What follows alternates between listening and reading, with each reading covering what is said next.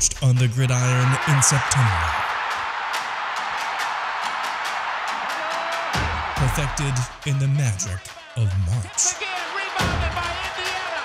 The game is over. For the fans who love the crunch of the pads, prefer a dunk, Oh, he just shook the gravity. and expect nothing but the best. It's Bigger 10. Here's Steve Dace. Greetings. Welcome to this week's episode of Bigger 10. I'm Steve Dace. If you're new here, I even wore my name tag. Joined by my co-host, not partner, Aaron McIntyre, looking as pale as ever. Good to see you, brother. How was you? I don't think that's... I mean, I'm looking pale, but I'm only like Transylvania pale, not Washington pale, you know? You're not full-on Nosferatu yet? No. Winter is coming, though. Yeah. So is the pale, indeed. All right, we have, I think, one of the more intriguing Big Five rundowns to go over and discuss that we've ever had on this show. So you ready to get to it? You bet. Let us begin. The first issue here in our Big Five on Bigger 10, it went 9 overtimes, Penn State and Illinois. And you look at this, I guess we'll call it a line score, because that's what I saw. One sports writer compared this to what the bowling scores look like at a kid birthday party. Yeah. All right, 0 0 0 3 2 0 0, and then they don't get to the 10th frame because it was just time to go eat pizza. Okay, I thought that was very funny, but it looks like a baseball line score as well because we've got this new overtime rule. It goes more than 2 OTs. We start off in triple overtime, and now we just do 2-point conversions back and forth they went in Happy Valley. Penn State a 23.5-point favorite, losing straight up to Illinois. And frankly, guys, it wasn't fluky. What was fluky is that Illinois did not win in regulation. They had over 300 yards rushing in this game. Sean Clifford returned. I think everybody was shocked to see him back. Did not look 100% to me, and it looked like he got increasingly banged up as the game went on. Given his style of quarterbacking, I just don't know how sore ribs are something you can protect. And Illinois, especially because that's the only area you can hit the quarterback nowadays. Mm-hmm. I mean, Aaron, you hit him below the knee, or the knee below. You hit him, shoulders above. Yep. That's a penalty. I mean, so this is the only area now that you can go after him, and that's right where Sean Clifford was injured. Penn State struggled to maintain any consistency on offense whatsoever. Penn Live called this the worst loss in the history of Penn State football. So your thoughts on this game, the overtime format, what it means for the season? What do you think? And it comes a week after Brett Bielema just absolutely destroyed his team in a press conference, particularly his offensive line. Well, you can't do that with college athletes. They went right out there and blocked for a 300-yard rushing effort against one of the best defenses in our league. So there you go. Yeah, I think we'll be getting into the overtime thing a little bit later. I didn't like it, so that's a preview for you. I would just say, though, for Penn State's fans, trolled you a little bit a couple of weeks ago after the Iowa game, and I just want to tell you I'm back with a little bit of a chicken soup for the soul, since Iowa just came off of a very devastating loss to Purdue, a game that they should have won. So similar circumstances, although you were actually a little bit closer. I really don't think that Penn State, in the grand scheme of things, has, if you're a fan, you don't really have a whole lot to be worried about. I mean, that defense is still pretty good. Your coach, obviously, is very focused right now on his job. I would say that the biggest thing that you can maybe hang your hat upon, if you're a Penn State fan, it really wasn't your team that let you down. Those Illinois fans, all 20 of them in the stands, they were just too mean. I'm not feeling very chicken soupy right now. And that's why the Nittany Lions lost that game. They were just too mean. And that's why you lost the game. I'm sorry. It's why you lost the Iowa game. The Iowa fans were just too mean. The Illinois fans, all 20 of them, up in the upper deck of the erector set that is Beaver Stadium, they were just very, very mean people. And so I hope that kind of sounds your conscience a little bit there, gives you a little bit of hope for the future. Because like I said, your coach is definitely focused on Yeah, no, your coach, he said twice this week he's focused on Illinois.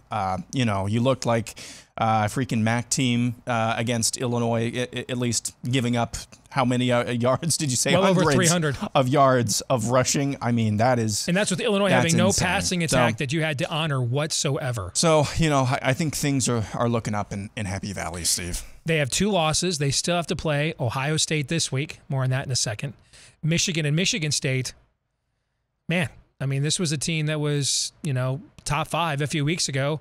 Now might be looking at a 7-5 record. So let's get to James Franklin. You have alluded to this a little bit already. All right. Bruce Feldman over at The Athletic, who is as connected to the college football coaching carousel as is anybody in sports media, says that James Franklin, he said this Saturday morning on big noon kickoff on Fox, James Franklin is a top candidate for both USC and LSU. This week it was learned that Franklin has fired his agent and has now hired coaching super agent, especially for SEC coaches. Now, he doesn't just do SEC coaches. I think he represents Kirk Ferentz as well, but his specialty is the SEC. That's Jimmy Sexton, who, frankly, a lot of people think is the source of a lot of coaching rumor mill news that you see in the media. That is James Franklin's new agent. There's some talk that him and Sandy Barber, the AD at Penn State, don't get along too well. And you've already referenced his weekly press conference this week. So that report comes out in the morning that he's a top candidate at what I think are 2 of the top 3 jobs in all of college football. I think the top 3 jobs, you can rank them in any order you want. But when you look at tradition, history, and recruiting base, Ohio State, USC, and LSU are the 3 best jobs in the country. We could just decide what order they're in, but to me, those are the top 3. So he's a candidate for 2 of the top 3 jobs in the sport that morning. Later that afternoon, he loses at home to Illinois in what Penn Live calls the worst loss in Penn State football history. On Monday, he comes back with his coaching press conference, and as you have alluded to now, Aaron, not once but twice, talked about playing Illinois this week, then also talked about the challenges of playing, get this, at the Big House. Guys, they're not playing this. They're not lining up for some action this week. They got Ohio State, okay? The King frickin' Kong. You ain't got nothing on me of the Big Ten, all right? I mean, and this is the coach, by the way, Aaron, every week, what's he tweet? Every week, every season. Want to know. Total focus. All right, what do you make of all this, Aaron? So I think it's pretty obvious now, asked and answered. I mean, tell me what you think, but he's not going to stick around at Penn State after this season. I don't think there's any, barring some sort of off the field issue, I think he's gone. If I were James Franklin, I would go to LSU in a heartbeat even over USC. I think certainly have lower state income tax. That's true, but it's not just for that. You've seen what James Franklin can do when he has incredible college athletes at not only the quarterback, the tailback, and the wide receiver position. That team from a few years ago with McSorley and Saquon Barkley. Again, Barkley's a completely different animal. But even when they had Miles Sanders, his teams are a flippin' menace. Mm-hmm. They can be a menace. Imagine what he could do with the SEC talent every single season in a fan base in a stadium like that. I mean, that would be a very, very formidable team every year, which it should be because it's freaking LSU. So I don't really think the question is is he going to go? I think it's where he's going to go. And unfortunately, for whatever reason, I just think he's burning out at Penn State. Unfortunately for Penn State, he's burning out there. That's what it seems like to me anyway. And so if he's wanting a fresh start, I think the Bayou is where he's going to fit in best. Can you roll out? See, I think you can at USC, right? I mean, they took Pete Carroll when he was considered to be on the downside of his coaching career. He didn't fail in the NFL. He didn't achieve at a very high level, but he wasn't a failure. It wasn't like he was 4-12. He just wasn't great. So they took Pete Carroll when he was sort of on the downward turn of his coaching career, and look how that turned out. I think you could still sell him if they're 7-5 at USC. Are you going to bring James Franklin to LSU at 7-5? That's the thing. I don't think Homie is playing that down south, brother. I mean, I don't see that happening if he's 7-5. I don't. Here's, we talked last week about Mel Tucker being connected to the LSU job. That's who the university president supposedly wants. Yeah. If you're an LSU fan, though, and those are your two choices, Mel Tucker or James Franklin, who do you want? It's a tough call because Franklin, you've seen what he can do in the SEC at Vanderbilt of all places. I mean, he ended one of the longest bowl droughts in the sport's history. I mean, they finished seasons in the top 25, like with 9 wins. That's incredible to do that at Vanderbilt. So you've seen what he can do in the SEC. But Mel Tucker, even if, let's say Sparty loses all 3 of these games and they're 9-3, you're still talking about a coach that tripled his original opening line win total of 3 when it came out last April. Yeah. He also was just at Georgia, remember? So he was just the defensive coordinator at Georgia just a couple of years ago. I mean, it's been a minute since Franklin has coached in the SEC, right? So, I mean, Mel Tucker was just there a few years ago. To me, I think Mel Tucker's the easier sell. If Mel Tucker, because Mel Tucker, if he bottoms out down the second half, he's 9-3. If James Franklin bottoms out, he's 7-5. Mel Tucker still might be Big Ten Coach of the Year if he's 9-3. That still might happen, right? I think the other part of this as well is who's the offensive coordinator if you hire James Franklin. Can he bring Joe Moorehead back home, for example? That's the thing.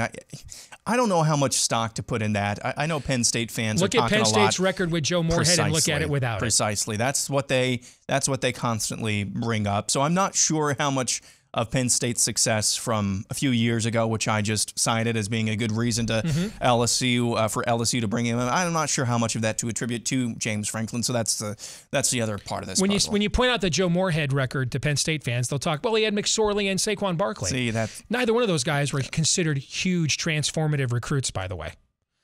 Barkley was a low-end 4-star. McSorley was a 3-star that nobody had any idea was any good. I mean, it was under Moorehead that McSorley became arguably the greatest quarterback Penn State's ever had, and Saquon Barkley became a Heisman Trophy candidate. So, and then you look at what's happened to Oregon this year. Look at the games where Joe Moorehead has coordinated and look at the games he has not. They damn near lost to Cal. They lost to Stanford without him. And now they get him back. They go on the road, win at UCLA as an underdog, won at Ohio State. I kind of think Joe Moorehead, who knows? Maybe he's not a good head coach. Maybe he's a Norv Turner of college football. Who knows? I do know this, though. That dude is a badass OC. I know that. Let's get to what's coming up this weekend because this is the biggest weekend of the season so far in the Big Ten. One of the biggest weekends I can ever remember in the league that it wasn't like rivalry weekend at the end of the year, okay? When you look at the games now with Penn State losing and Wisconsin having 3 losses and Iowa losing to Purdue, it's not quite what it was looking like about 3 weeks ago when we looked ahead to this weekend, but still. We've got Iowa at Wisconsin, the West Division likely decided in that game. You've got Michigan at Michigan State. That feels to me, and even Harbaugh has said, it kind of feels like a playoff game to see who gets to play for the East Division title later in November. And then you've got Penn State visiting Ohio State, a massive weekend with these 3 games. So I don't want to be the Debbie Downer here. They are big games. It seems like when we have these big weekends that everybody's talking about, these big matchups, at least intra-conference play, it seems like sometimes they kind of just go chalk. And at least 2 of these matchups, I'm seeing chalk. I'm not really sure mentally where the Penn State team is right now. For all the reasons we just mentioned, we don't need to relitigate that. So I'm not really sure where they will be. I mean, if the offense wants to have a get-right game, maybe and reassert itself on the line, maybe you see Ohio State's defense as a good way to do that. But I going into the horseshoe there off of a deflating 9 overtime loss to Illinois, don't really like that. Michigan State. Michigan State's proved me wrong several times. I see some of you in the comments. You guys keep hating on Michigan State, guys. I mean, what you mean? When I had Mel Tucker, my coach of the year, and Kenneth Walker, my offensive player of the year in midseason. Yeah. Like that is just spewing some flat out haterade right there. Yeah. Having said that, though, I mean, at some point, they're going to hit their zenith, their peak. They might have already hit it, and I'm not sure they have played a team of the quality of Michigan, at least for a little while now. They've gotten by Nebraska of all places. They've gotten by some teams and looked good in doing some of them, but I think we might have seen their peak so far this year. The Iowa Wisconsin game, you're pretty confident in this. I'm not confident one way or the other. I see trends, at least for Iowa. They're 2-12 or 2-10, I should say, their last 12 games on the road after a bye. Their overall record after a bye under Kirk Ferentz, not good. But Wisconsin, the last, 20 games or so, 21 games after that they've been favored at home by 5 points or less, not a great record either. So I'm not really sure, at least from a betting angle, that game is which direction that game is going to go. I will say though, I think Wisconsin is being given a little bit too much credit over the last couple of weeks, their last couple of wins. I told you last week Purdue is not as good as the team that we saw against Iowa. Great win, great team win on that day, but I don't think they're nearly as good as what they looked. So they turned it over five times against Wisconsin. You know, those were takeaways from Wisconsin as well, but I really don't believe in Purdue. And then Wisconsin was up by 6 points. Army had the ball with 3 minutes left to go with a chance to win. And you say, well, Army went on to score 56 points the next week. They also gave up 70 points, and Wisconsin's offense could only put up 13 points against that defense. So I'm not sure either way again about that one. That could be the most intriguing and probably the most boring matchup of the day. But regardless, a lot of implications. Regardless of whether these are chalk or boring, whatever, a lot of implications for the conference play this weekend. So now that we're well into the second half of the season, and some of these matchups we've been waiting all year are upon us, particularly in the East Division, where all the schedules there are backfilled, right? How do we assess these teams? You mentioned Michigan has not played the strongest strength of schedule. I think Michigan's opponents this year are combined 27-22, which is okay, not great. I mean, Michigan State's strength of schedule, though, you look at who they've played, including Youngstown State, etc., also not great. So this is the time of year when fans get into you ain't played nobody arguments, right? So you're not any good. Well, here, according to Jeff Sagarin, which until the playoff, he had a voice in determining who the national champion of college football was with the old BCS, right? Here are his latest strength of schedule ratings for teams in the Big Ten. Indiana has the #1 strength of schedule in the country. Wisconsin, number 5. Purdue, number 9. Illinois, 13. Nebraska, 16. I mean, those are very difficult schedules. Maryland at 24, Iowa 28, Rutgers 33, Penn State 35, Michigan 42, Ohio State 51. Michigan State's played the 56th toughest schedule, Minnesota 58, and Northwestern has played the weakest schedule in our league at 64th. But here's something to keep in mind about these numbers. Even Northwestern at 64, I counted 7 teams in the Power 5 that have played weaker schedules than Northwestern. So even amongst the team that has played what appears to clearly be the weakest schedule in our league so far this year, when you compare that to the rest of the country, Northwestern's strength of schedule is at least respectable. It's not nearly as insulting as you might think, being considered the weakest schedule so far in the Big Ten. Anything about those numbers stand out to you, Aaron? Yeah, I mean, 5 of the top half of the conference's strength of schedule is actually from the Western Division, which is kind of odd. Mm-hmm. Well, your schedules haven't been as backloaded there as what we've seen in the East. I think that's part of it. Correct. Yeah. So I think that's about the only thing that stands out to me there. Indiana, man, I'm sorry, it's basketball season. Yeah. Are they going to be any good? I guess we're going to be talking about that. With the new coach, we'll talk about that here in a second. Next, but yes, man, all of the expectations and the preseason ranking you had going in, but man, it's been a brutal schedule, brutal injuries, just a brutal year for the Hoosiers. First time since 1969, Indiana in the preseason AP poll, and they didn't last long. And now, and you mentioned the injuries. I mean, they rolled basically a JV team out there against Ohio State Saturday night, and it showed.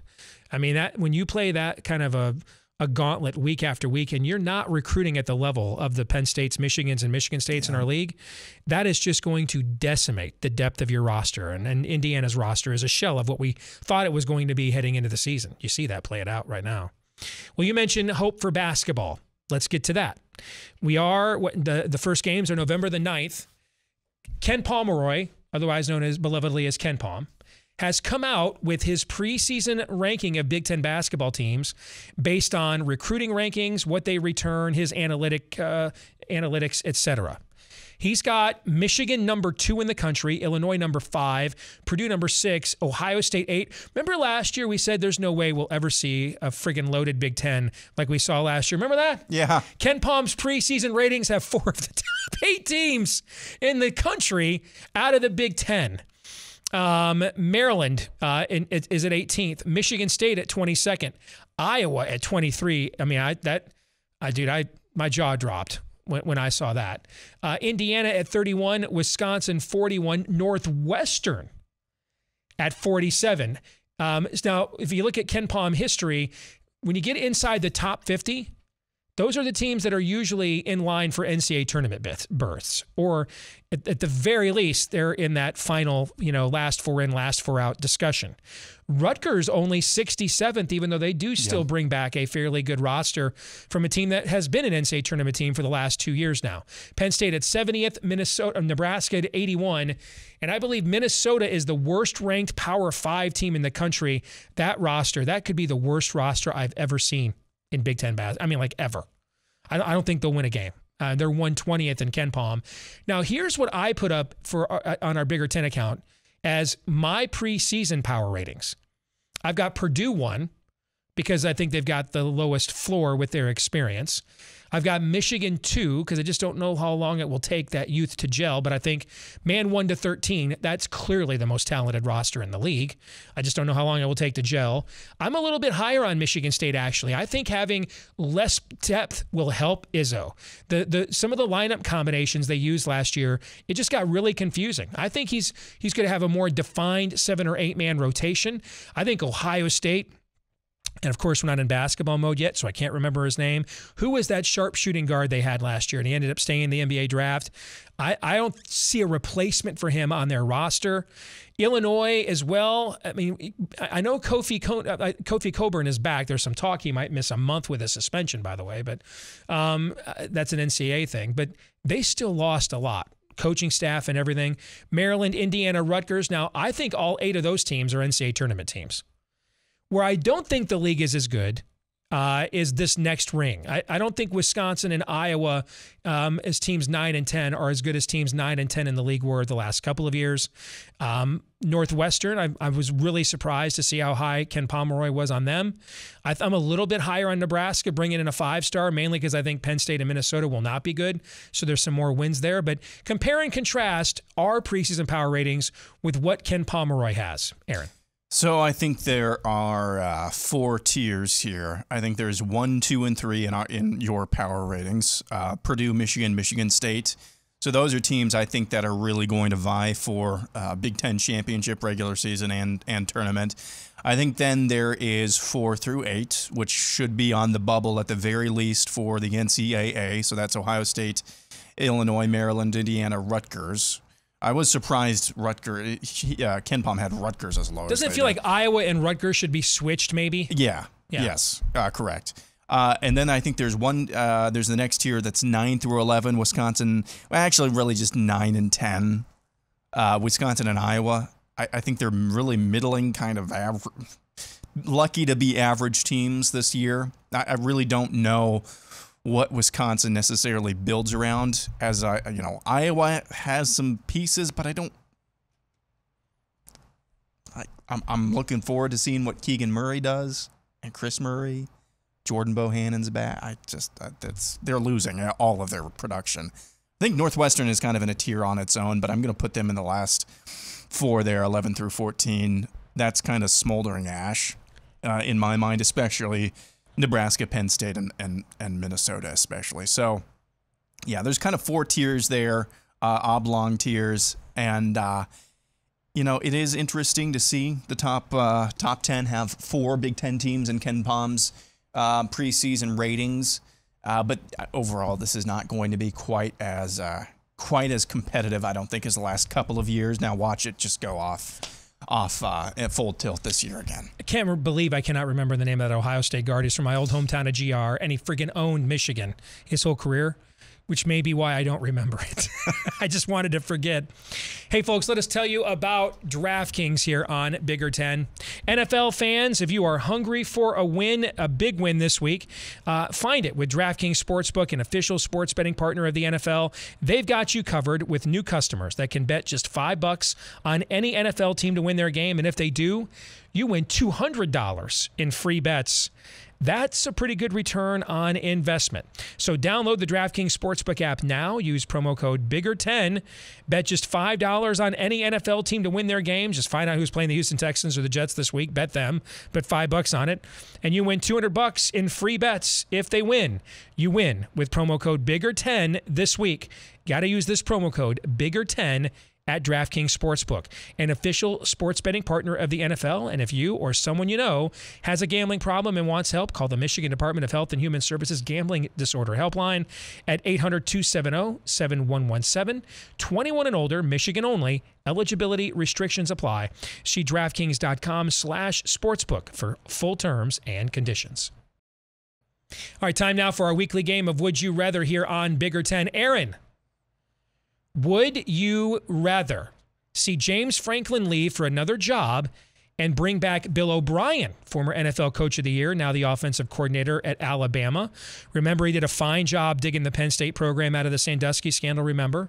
All right, so would you rather bring him back or retain Franklin if you were a Penn State fan? Which of those two scenarios would you prefer? I think I'd rather bring back Bill O'Brien at this point. I mean, they're both good, fine coaches, but I think Bill O'Brien at this point, as I said earlier, it just seems like James Franklin has started to burn out at Penn State just a little bit. You really don't know how good of a coach he is, as we stated earlier, because of his record pre-Moorehead and post-Moorehead. So I think Bill O'Brien already has a record at Penn State of having success, especially given those circumstances. Also, he's just an SOB, and I hate his guts. I hated his guts when he was at the Texans because he is just a crotchety old cuss. And I think that's great for Penn State. I really do. And I'm not trying to be. This isn't pandering cute. now. No, this is not pandering. Okay. I think that would be great for Penn State, and getting every single chip on the shoulder that you possibly can because of that division that you're in. It's not just good enough to recruit at 75 or 80 or 85% of the clip that Michigan and Ohio State is. You have to have that extra something to get over the edge, I think, on a consistent basis because of that division.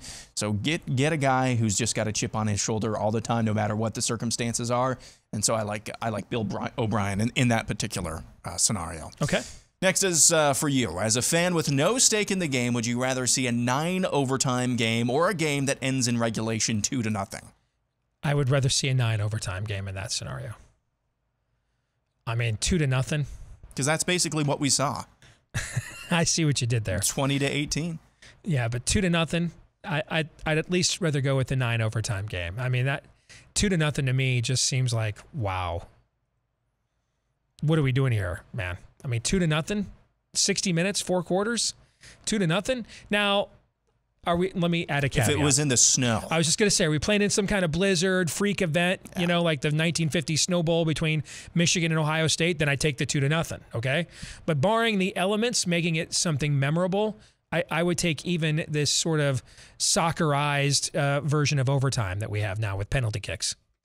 For you, would you rather, Aaron, keep the new college football overtime decided by 2-point conversions after the second overtime period, or go to my suggestion, which is to revert back to the old format, but let's move the ball back to the 40 so that teams would now have to get at least some yardage to be in field goal range with college kickers? It was at the 25, and you were already in college kicker field goal range then. So move it back. You've probably got to get at least a first down or close to it to feel real confident about a field goal for most college teams, and make it more challenging. That's what I thought they should have done if they didn't want any more 7 or 8 overtime games. But they went with this instead. So what say you? Which do you prefer? Well, neither, but in this particular suggestion, I would rather take your suggestion. I thought the dueling 2-point conversion thing was just so tedious and not necessarily in an entertaining way. You want the overtimes, one overtime period to actually mean something, like you actually played a game of football. There's little strategy. It was like you just said, penalty kicks. I didn't like that at all. So I want there to be a little bit more strategy and a little bit more of a cat and mouse game like you would normally have in a drive. You got a little bit of that with the 25-yard line. I would rather just go to that for all 4 overtimes and even into the, start maybe moving it up a little bit closer. But going back to the 40 among those two suggestions, I think is the best. Those guys in that game, I don't know if you noticed this, it looked like all of their legs were just jello. By the end of that overtime. Well, they got their steps in, that's for sure, going back and forth to different sides of the field in between plays. Yep. Yeah. Final one for you. Would you rather bet Iowa, Wisconsin over 36.5 or Michigan's team total over 27.5?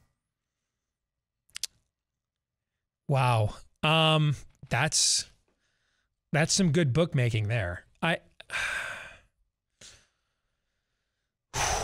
I guess I'd rather bet Michigan's team total over 27.5, but I don't think it'll be much more than that. I do think it'll take 30 or 31 points to win the game. I paused because I wanted to make a case for going over in the Iowa-Wisconsin game, just because I'm just disgusted that in 2021 we have a total of 36.5. But I don't know. You put a gun to my head and said I had to bet the total in that game. I'm taking the under. Okay, even at 36.5, either 33 or 37 points. I could see it being like 17-7 Wisconsin and Iowa scores late and it's 17-14 and Iowa covers, but it's under 36.5. Mm-hmm. I could see that. Hell, I could see that scenario for Iowa. I could see Iowa up at 17-7 and Wisconsin scores late. So, all right, that'll do it. We'll come back with our Twitter poll results, feedback of the week next. This week's Twitter poll results, we asked you, now that you've had a chance to see it in the Illinois-Penn State game, do you like the new overtime rule to decide it on 2-point conversions after the second overtime period? This was actually closer than I thought it was going to be. Yeah. 57.6% said no, that's how I voted. But here's the thing, I didn't hate it, I just like the other way better, if that makes sense. 42.4% said yes. This did have a lot of drama. Okay. Here's the thing. This rule was put into place to not have it go 9 overtimes. And then it did anyway. Yeah. Okay. And then I'm not so sure having play after play with everybody down within the 3-yard line colliding with each other. Especially when they're all tired. Yeah. If this was about preventing injury, I don't know that that's the path to it. Okay. But I think it was the fact that it was also a bit of a freak show, like watching that Cal TCU bowl game a few years ago with the 11 interceptions or whatever it was, that people were kind of enthralled watching this, futility go back and forth. But I did expect that vote to be more lopsided than it was. I agree. Yeah, I kind of already expressed this. I don't like this rule. I just thought it was very tedious, I think is my word du jour. It's very gimmicky, no question. Very soccer, yes. Let's get to this week's feedback of the week from Jerry Davis, who says, teams with a shot for the playoffs as of now: Georgia, Cincinnati, Alabama, Oklahoma, Baylor, Michigan, Michigan State, Ohio State. There's an outside shot for Oklahoma State, Iowa, and Oregon, Notre Dame, and Wake Forest. And I think there's more than an outside shot for Oregon. I'll talk about that in a second. Wake could be a wild card as other teams keep losing. And he thinks by the end of the season, everyone in the Big Ten will have at least one loss. Well, given that Ohio State's already lost, and I think they're going to beat everybody else in the Big Ten, I agree. Everybody will have a loss. I think Oregon has a better shot. I think a lot of people, the College Football Playoff Committee is not like the pundits. And I don't like a lot of what they've done, but the one thing that they have been very consistent, regardless of who's on that committee, is holding head-to-head in very high regard. Next week, when these things come out on Tuesday, if Oregon and Ohio State both have one loss, especially because Penn State's kind of a beaten puppy right now, I really believe Oregon's going to be rated ahead of Ohio State, because they're going to say the game should count. Do I think Oregon is better than Ohio State if they played 10 times? No. But did they play a 10-game series, Aaron? No. They played one game, right? Should games not count? Like, I didn't understand why Iowa lost and then Penn State was rated ahead of them last week. Did Iowa not just beat them on the field? if the games don't count, then let's just go by the recruiting rankings, skip 3 months, and go right to the playoff. Why don't we just do that? The games have to count for something. And so I think as long as Oregon has one loss, it's going to be rated ahead against Ohio State. Now, if we get to the end of the year and Ohio State has run through Penn State, Michigan, and Michigan State, and Oregon's best win is still Ohio State 3 months ago, and you look at the Pac-12 South champ might have 3 or 4 losses right now, then that's where you could see the committee pull a little, all right, branding skullduggery, if you know what I'm saying. You could see it then. But I think at first, they're going to rank Oregon ahead against Ohio State. Yeah, and you can still make the argument as well. It's kind of a roundabout argument, but Oregon's path to getting to the record, even though it involved beating an Ohio State, their 11-1 at the end of the season might be not as good as Ohio State's 11-1 because of the rest of their schedule and who they played. But that's a very, very, very subjective argument, which is par for the course for the college football playoff. All right, that'll do it for this week's episode. We're back at it again next week right here on YouTube, iTunes, Stitcher, Google Play. However you watch or listen, please like, rate, share, subscribe, 5-star review, follow, whichever the case may be. The more of you that do that, the more it helps us to find Big Ten sports fans just like you. You can also follow us on Twitter at Bigger10. Until then, for Aaron McIntyre, I'm Steve Deace.